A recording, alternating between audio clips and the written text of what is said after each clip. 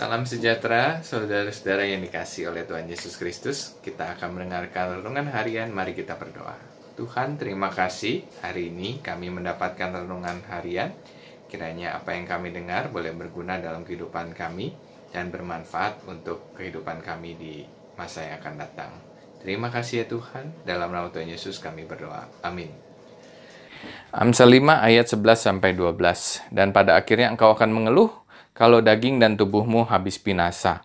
Lalu engkau akan berkata, mengapa aku benci kepada didikan dan hatiku menolak teguran. Saudara-saudara, andai, dan andai. Satu kata yang sering kita ulang. Andai saja dulu saya memilih dia menjadi pasangan saya, pasti hidup saya bahagia sekarang. Andai saja dulu saya pilih pekerjaan yang di tempat itu, pasti saya lebih sukses sekarang. Andai saja anak saya tidak bergaul dengan teman-temannya yang kemarin, pasti sekarang kondisinya baik-baik saja. Kata andai selalu direkatkan dengan suatu rasa penyesalan terhadap apa yang sedang dihadapi sekarang ini. Andai di masa lalu kita memilih sesuatu yang lain atau sikap yang lain, tentu kondisinya mungkin lebih baik dari sekarang ini. Tapi balik lagi saudara-saudara, itu mungkin. Seorang Michael Jordan, legenda basket yang juga menaikkan pamor Nike, sebuah brand produk alat-alat olahraga, pernah ditanya demikian oleh seorang wartawan.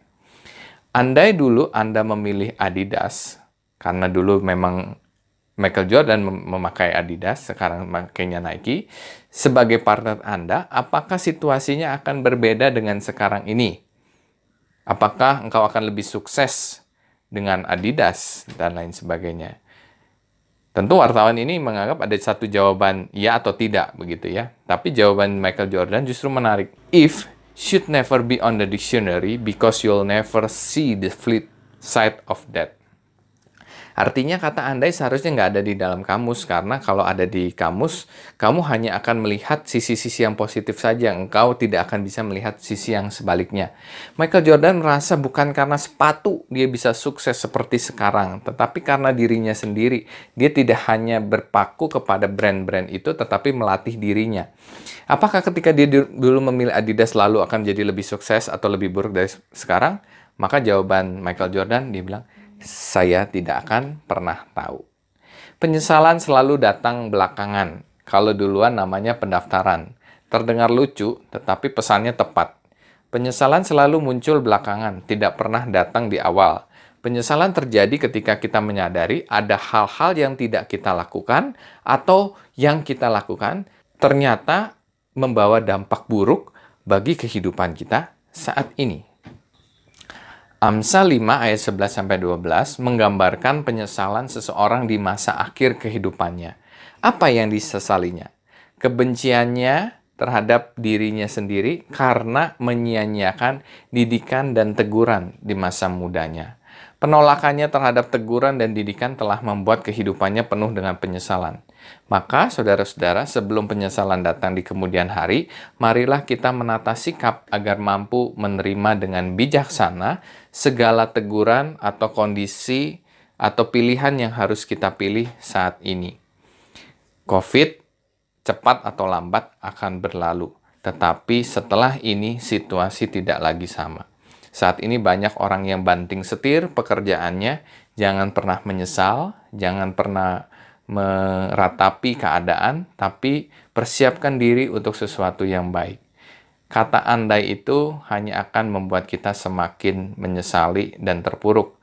Tapi marilah andai itu ditaruhnya dalam figura masa depan.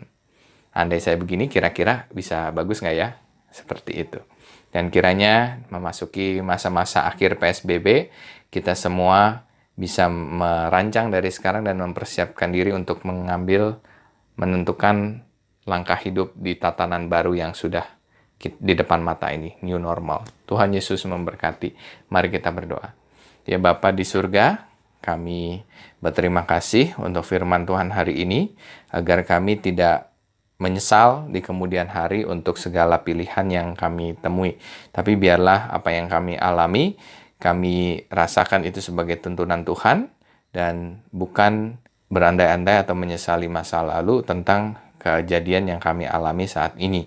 Tapi kiranya kami berpikir ke depan, lalu memproyeksikan banyak hal untuk kehidupan kami di masa depan, supaya kami menjadi orang-orang yang lebih baik dari yang ada sekarang ini. Kami juga berdoa agar pandemi ini bisa berlalu, dan ketika ini berlalu, kami pun siap untuk menerima tatanan yang baru di tengah kehidupan kami.